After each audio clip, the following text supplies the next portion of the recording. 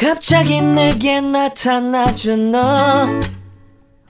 난 아무 말도 할 수가 없었지 첫눈에 반한다는 이야기가 널 보는 순간 이해가 됐어 매번 야야야야야 불러 널 야야야야 내 맘을 고백하려고 Hi friends, good morning. எல்லாருக்கும் வணக்கம். Welcome back to lovely Tamil channel. So காலையிலே எந்திரிச்சதுமே ஒரு வார்ம் வாட்டரோடு ஸ்டார்ட் பண்ணுறோம். ஸோ வார்ம் வாட்டர் குடிச்சிட்டு அதுக்கப்புறம் மற்ற வேலையெல்லாம் பண்ணலாம் அப்படின்னு வெயிட் லாஸ் வீடியோ ஸ்டார்ட் பண்ணுங்க தெரியும் அப்படின்னு சொல்லி நிறைய பேர் கேட்டிருந்தீங்க. வெயிட் லாஸ் சேலஞ்ச் அதெல்லாம் அப்படின்னு நான் அதுக்கெல்லாம் எதுவுமே இன்னும் பண்ண ஆரம்பிக்கல. கண்டிப்பாக சீக்கிரமே ஏதாவது ஸ்டார்ட் பண்ணி டெய்லி ஏதாவது பண்ணுற மாதிரி கண்டிப்பாக ஸ்டார்ட் பண்ணுறேன். மேபி ஜூன் ஃபஸ்ட்டில் அந்த மாதிரி. ஸோ விண்டோஸ்லாம் ஓப்பன் பண்ணிவிட்டு உட்காந்து தண்ணியை குடிச்சிட்டு ஒரு அரை மணி நேரம் உட்காந்து ஜேர்னல் எழுதிட்டுருந்தேன். அன்றைக்கி என்னமோ மாதிரி இருந்துச்சு அப்படின்னு. ஸோ அப்புறம் டீ குடிக்கணுன்ற மாதிரி இருந்துச்சு. நேற்று வச்ச பால் கொஞ்சமாக இருந்துச்சு, அதில் கொஞ்சமாக டீ போட்டு குடிச்சிட்டு சும்மாவே உட்காந்துருந்தேன், வேறு எதுவுமே பண்ணல. இன்றைக்கி வந்து அண்ணாக்கும் அன்னிக்கும் கல்யாண நாள். ஸோ அதனால் அம்மா வந்து பால் பாயசம் வைக்க சொல்லியிருந்தாங்க. ஸோ குளிக்கிறதுக்கு முன்னாடி இது நான் வந்து தண்ணி குடிக்கையிலேயே ஜவ்வரிசி வந்து ஊற வச்சுட்டு போயிருந்தேன். ஸோ ஜவ்வரிசியும் பாலும் காய போட்டுட்டு அதுக்கப்புறம் நம்ம வந்து போய் ரெடி ஆகிட்டு வந்துடலாம் அப்படின்னு சொல்லிட்டு பாலையும் ஜவ்வரிசி மட்டும் அடுப்பில் வச்சுட்டு போகிறேன். இது வந்து மாமா ஹோட்டல்லேருந்து ஏதோ கொண்டு வந்து ஒரு பெரிய பாத்திரம் என்கிட்ட 2.5 லிட்டர் வந்து காய வைக்கிற மாதிரி இல்லை. அது ரெடி ஆனதுக்கப்புறம் போய் ரெடி ஆகிட்டு வந்தேன். அதுக்கப்புறம் கவுசி உஷாலாம் வந்ததுக்கப்புறம் பொட்டிக் வேலை கொஞ்சம் நடந்துச்சு. ஸோ கீழே வந்து பாயசத்தை சேர்த்து வச்சிடலாம் அப்படின்னு வர்றப்போ லதா வந்து க்ளீன் பண்ணிகிட்டு இருந்தாங்க. ஸோ அதுக்கு முன்னாடி இதை நம்ம முடிச்சிடலாம் அப்படின்னு சொல்லிட்டு இது டிவைன் ட்ரெண்ட்ஸ் அப்படிங்கிறதுலேருந்து டைனிங் டேபிளோட கவர். எத்தனை பேருக்கு இது தெரியும்னு சொல்லுங்கள். நான் இது இன்ஸ்டாகிராமில் ரேண்டமாக பார்க்கையில் இது வந்துச்சு. சரி ட்ரை பண்ணலாம் அப்படின்னு சொல்லி வாங்கியிருந்தேன். பிஆர்ஓ ஸ்பான்சரோ அதெல்லாம் எதுவுமே கிடையாது. எனக்கு இந்த கவர் பெருசாக பிடிக்கல. வேறு எங்கிட்டும் அங்கிட்டும் ஆடிக்கிட்டு இருக்கிற மாதிரியே இருந்துச்சு. ஸோ அது ஒரு ப்ராப்ளமாக இருந்துச்சு. ஒரு டேபிள் நம்ம வீட்டில் இருந்துச்சுன்னா நம்ம வீட்டில் இருக்கிற எல்லா இடத்துல இருக்கிற இதுவும் வந்து அது வந்து டம்பிங் கிரவுண்ட் மாதிரி ஆகிடுது எத்தனை தடவை க்ளீன் பண்ணி வச்சாலும். இந்த போஸ்டர்ஸ் வந்து அமேசான்லேருந்து வாங்கியிருந்தேன். 172 ரூபாய்க்கு 10 12 வந்துச்சு.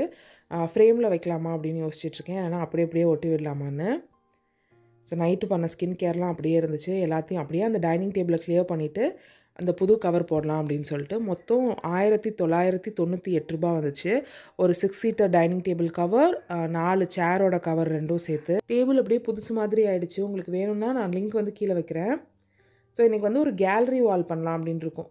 லிவிங் ரூமில் ஹாலில் வந்து ஒரு வால் ஃபுல்லாக கேலரி வால் பண்ணலான் இருக்கும். அதுக்காக 3mm கமாண்ட் ஹூக்ஸ் வந்து மேலேருந்து எடுத்துகிட்டு வந்து வச்சுருக்கேன். நம்ம வீட்டில் இருக்கிற எல்லா பிக்சர்ஸுமே அந்த கமாண்ட் ஹூக்ஸ் வச்சு பண்ணது தான். நான் நம்ம ஹோம் டூரில் வந்து இதை பற்றி டீட்டெயில்டாக சொல்லியிருப்பேன். ஸோ இதை ஃபுல்லாக க்ளீன் பண்ணிவிட்டு மேலே அதை போடலாம் அப்படின்னு. இது ஆக்சுவலாக ஒயிட்டாகவே ரொம்ப அழகாக இருக்கும். இந்த கீழே வந்து ஒரு பூ இது வச்சுட்டு நான் இது மேலே வந்து அப்படியே ஓப்பனாக தான் விட்டுருப்பேன். முன்னாடியெல்லாம் நம்ம ஃபேப்ரிக் வந்து பொட்டிக் மாடியில் கட்டுறதுக்கு முன்னாடி இங்கே தான் வச்சுருந்தோம், டைனிங் ஹால் தான் வச்சுருந்தோம் பத்தாமல். ஸோ அப்போ வந்து இதில் கட் பண்ணி எக்கச்சக்க ஸ்க்ராச்சஸ், உட்காந்தோம்னாலே நல்லா தெரிகிற மாதிரி எக்கச்சக்க ஸ்க்ராச்சஸ் இருக்குது. ஸோ அதனால தான் இப்போ கவர்ன்ட்டு போட்டுட்டு இருந்தது. இது ரொம்ப நல்லா இருந்துச்சு, ரொம்ப ஈஸியாகவும் வச்சிடுச்சு. சோஃபா கவர் நான் ட்ரை பண்ணேன் அமேசான்லேருந்து. பட் அது எனக்கு போட தெரியல என்னென்னு தெரில. ஒரு 2-3 பிராண்ட்லேருந்து ட்ரை பண்ணி கூட நம்ம சோஃபாக்கு அது செட் ஆகவே இல்லை. ஸோ அதே மாதிரி தான் இதுவும் நினச்சேன், எப்படி இருக்கும் அப்படின்னு தெரியலன்னு. பட் ரொம்ப ஈஸியாக இருந்துச்சு போடுறதுக்கும். 4 சேர் கவரோடு சேர்ந்து வந்துச்சு. ஆனால் வாட்டர் ப்ரூஃப்னு சொல்லியிருந்தாங்க. வாட்டர் ப்ரூஃப் இல்லை, கரையெல்லாம் பட்டுச்சுன்னா உடனே பட்டுருது. சப்போஸ் நம்ம குழம்பு எடுக்கையிலையோ ஒரு இது எடுக்கையிலையோ படுது அப்படின்னா உடனே அது வந்து கரையாயிடுது. ஆனால் அப்படியே தண்ணி ஊற்றி கீழே போகிற அளவுக்கு இல்லை, லைட்டாக வாட்டர் ப்ரூஃபிங் இருக்கிற மாதிரி இருக்குது. உடனே நம்ம தொடச்சிடணும், அவ்வளோதான். ஆனால் கரையெல்லாம் ஈஸியாக படுது. ஸோ 4 சேருக்கும் கவரும் போட்டாச்சு. எப்படி இருக்குது அப்படின்னு சொல்லுங்கள். இந்த கர்டன் மட்டும் நம்மக்கிட்ட இருக்கிற வேறு ஒரு கர்டன் வச்சு மாற்றணும்னு நினைக்கிறேன். உனக்கு வேறு வேலையே இல்லையா அப்படின்னு நிறைய பேர் கேட்பீங்க. பட் எனக்கு இதெல்லாம் பிடிக்கும், அதனால தான் நான் அதெல்லாம் செய்கிறேன். லாஸ்ட் வீடியோவில் கூட 2-3 பேர் வந்து ஏன் மாற்றுறீங்க ஜெனி, மாற்றிட்டே இருக்கீங்கன்னு கேட்டிருந்தீங்க. எனக்கு வந்து அது பிடிக்குது, நான் அதனால் அதெல்லாம் செய்கிறேன். ஸோ பெருசாக வாட்டர் ப்ரூஃபிங் இல்லை. ஏற்கனவே அங்கே இருந்த ஐட்டமில் எது டைனிங் டேபிளுக்கு தேவையோ அதை மட்டும் வைக்கிறேன். இந்த சின்ன டப்பாலாம் வந்து வெளியில் வச்சேன்னா காலைல கூட்டுறக்கா வந்து எடுத்துக்குவாங்க. அவங்களே கொண்டு போய் அந்த பேப்பர் கடையில் போட்டுருவாங்க. பெரிய பெரிய பாக்ஸ் எல்லாம் அப்படியே வச்சுருக்கிறது காரணம் அம்மா வந்து வீடு காலி பண்ணுறாங்க. இன்னும் ஒரு மாதத்துக்குள்ளே காலி பண்ணிவிடுவாங்க. ஸோ பாக்ஸ் வேணும் வச்சிருன்னு சொன்னதுனால அந்த பாக்ஸ் எல்லாம் வச்சுருக்கேன். இது வந்து நம்ம எஸ்டி ஸ்டோர்ஸில் லாஸ்ட் டைம் நமக்கு வந்தது. ஸோ இப்போ டீ குடிச்சிட்டே அந்த உப்பெல்லாம் கொட்டி அதில் வைக்கலாம். உப்பு வந்து கொஞ்சம் பீங்கான் ஜாடியில் வச்சுருந்தேன், அதுலேருந்து மாற்றிட்டு இதில் வைக்கலாம் அப்படின்னு சொல்லி வச்சிட்ருக்கேன். அதை முடிச்சுட்டு நம்ம பாயசத்தை வந்து சேர்த்து விடலாம் அப்படின்னு சொல்லிட்டு வந்தாச்சு. கொஞ்சமாக நெய் ஊற்றி 2 பேக்கெட் அளவுக்கு சேமியா போட்டு நல்லா கோல்டன் கலர் ப்ரௌன் ஆகிற வரைக்கும் வறுத்துக்கிறேன். எனக்கு நான் செய்கிற ஸ்வீட்லேயே ரொம்ப பிடிச்சது பாயசமும் புட்டும் தான். அதுக்கப்புறம் எனக்கு ரொம்ப நாளாக இப்போ ஆசையாக இருக்கிறது வந்து இலை கொழுக்கட்டை செய்வாங்கள்ல, எத்தனை பேருக்கு செய்ய தெரியும்னு ப்ளீஸ் கீழே சொல்லுங்கள். இல்லை அம்மாலாம் செய்வாங்கன்னா, எங்கள் வீட்டில் வந்து பெரியம்மா செம்மையாக செய்வாங்க. ஆனால் இப்போல்லாம் செய்யறதில்ல. இலை கொழுக்கட்டை வந்து ரொம்ப யோசிச்சுட்டே இருக்கேன். ஸோ ஜவ்வரிசி வெந்ததில் அந்த வறுத்து வச்ச சேமியா போட்டுட்டேன். இந்த சைடு திராட்சை முந்திரி 2ம் வறுத்துக்கிறேன். அந்த சைடு வந்து ஏலக்காய் வந்து பவுடராக இருக்கிறதுக்காக ஜீனியோடு போட்டு அதை பொடி பண்ணி வச்சுக்கிறேன். அம்மா வந்து குழம்பும் தொட்டுக்கையும் எடுத்துகிட்டு வரேன்னு சொல்லிட்டாங்க. ஸோ பாயசமும் சாதமும் மட்டும்தான். சேமியா நல்லா வெந்ததுக்கப்புறம் தேவையான அளவு ஜீனி போட்டுக்கிறேன். எனக்கு இதுக்கு 1 கப்பு இவ்வளோக்கு இவ்வளோ அப்படின்லாம் எனக்கு பாயசத்துக்கு தெரியாது. நான் ரேண்டமாக கையளவு போடுவேன். கடைசியாக சாப்பிட்டு பார்த்துட்டு பத்தலைன்னா ஜீனியோ ஏதோ ஒன்று வந்து ஆட் பண்ணிப்பேன். பாத்திரம் வந்து அது பத்தலைங்கிறதுனால இந்த பெரிய பாத்திரத்தில் அப்படியே பாலை மிக்ஸ் பண்ணிவிட்டு அந்த சேமியா இது எல்லாத்தையுமே போட்டுடுறேன். நம்ம வேக வச்சுருந்த சேமியா, ஜவ்வரிசி, அப்புறம் இப்போ இந்த ஏலக்காய் பவுட்ரு, முந்திரி, திராட்சை காலங்காத்தாலே மறந்து போயிடுச்சு. ஸோ அது எல்லாத்தையுமே ஆட் பண்ணிக்கிறேன். ஆட் பண்ணிக்கிட்டு அம்மாவுக்கு ஊற்றி கொடுத்துட்றேன். அண்ணா வீட்டுக்கு அங்கே கொண்டு போகிறதுக்கு, அம்மா வீட்டுக்கு கொண்டு போகிறதுக்கு ஊற்றி கொடுத்துட்டு எப்படி இருக்குன்னு நான் வந்து டேஸ்ட் பார்த்துட்ருக்கேன். அம்மா அதுக்குள்ளேயே குழம்பு தொட்டுக்கையெல்லாம் கொடுத்துட்டாங்க. இங்கே இந்த ஸ்க்ரீன் வந்து நான் ஒரு 2 வருஷமாக இருக்குதுன்னு நினைக்கிறேன். நம்ம சேனல் விட்டு பிரேக் எடுக்கிறதுக்கு முன்னாடிலேருந்து இந்த ஸ்க்ரீன் தான் இருக்குது. இப்போ எனக்கு அது மாற்றணும் போல் தோணுச்சுன்னு அமேசானில் வந்து காட்டன் ஸ்க்ரீன் வந்து பார்த்தேன். ஒரு ஸ்க்ரீன் வந்து 1400 1300 அப்படி போட்டிருக்காங்க. எவ்வளோ ஜஸ்ட் ஒரே ஒரு ஸ்க்ரீன், சிங்கிள் ஸ்க்ரீன் வந்து 1400 1500 அந்த மாதிரி இருந்துச்சு. 2 சைட்லேயும் ஒரு பாம்பாம் லேஸ் இருக்குது, அவ்வளவுதான் இருக்குது. அதில் வேறு எதுவுமே இல்லை. அதனால நான் அதை வந்து இந்த ஸ்க்ரீனெல்லாம் எடுத்துகிட்டு நம்ம ஃபேப்ரிக்லேயே ஸ்க்ரீன் தச்சிடலாம் அப்படின்னு சொல்லிட்டு இந்த ஒயிட் ஸ்க்ரீனை எடுத்து துவைக்க போடுறேன். துவைக்க போட்டுட்டு இந்த சோஃபா எல்லாத்தையும் க்ளீன் பண்ணுறேன். இப்போ எல்லாத்தையும் எடுத்தது ஒட்டர் அடிச்சதுன்னு இருந்துச்சு. ஸோ இதுக்கு தான் கவர் பார்க்குறேன். ஆக்சுவலாக எனக்கு இது இப்படி இருக்கிறது தான் பிடிச்சிருக்கு. பட் அழுக்காகும்னு கவர் போடுங்கன்னு நிறைய பேர் சொல்கிறதுனால நான் கவர் பார்க்கலான்னு பார்க்குறேன். பட் கவர் இதுக்கு வந்து செட் ஆக மாட்டேங்குது நான் நினைக்கிற மாதிரி. ஸோ கார்பெட்லாம் மாற்றிட்டு அந்த இதெல்லாமே முடிச்சுட்டு அந்த வால் வந்து மேக் ஓவர் பண்ணலாம் அப்படின்னு சொல்லிட்டு அது ரொம்ப நாளாக நினச்சிட்டு இருந்தது. சோஃபா கவர் வந்து நம்மளே ஸ்டிச் பண்ணலாம் அப்படின்னு சொல்லிட்டு கவுசியை மெஷர் பண்ண சொன்னேன். ஸோ கவுசி வந்து மெஷர் பண்ணியிருக்கா. சப்போஸ் நான் ஸ்டிச் பண்ணிட்டேன் அப்படின்னா கண்டிப்பாக நான் வந்து வீடியோவில் ஷேர் பண்ணிக்கிறேன்.